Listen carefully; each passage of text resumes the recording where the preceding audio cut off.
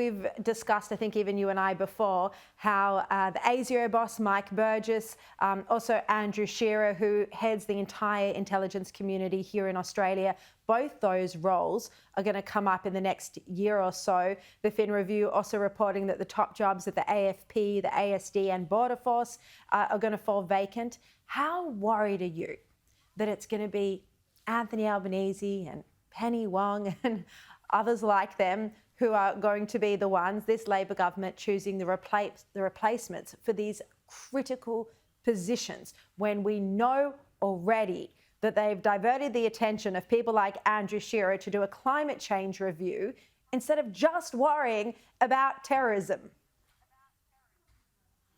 Well, Sharri, my main concern is the silencing of any critical voice or advice to ministers, so that a pushing back of the ASIO and ASIS chiefs from the National Security Committee, hearing Admiral Johnston today say he'll leave answering questions to the government and to future times. This silencing of senior serious voices really worries me. For example, when's the last time you heard a defence official, or indeed any senior official, talk critically about China? They've been muzzled by the ministers. That's such a good point. They're not speaking critically about China, all but silent. It's a very occasional rebuke. And yet we hear criticism every day about our supposed ally, Israel.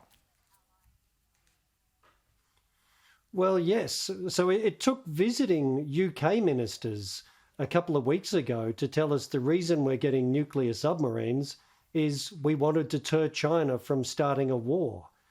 And this is the kind of problem. If you cannot have a serious public discussion because you can't name your security problems, how can we expect officials to address them? Yeah, exactly. Right, Michael Shoebridge, thank you so much. Really appreciate your insights as always.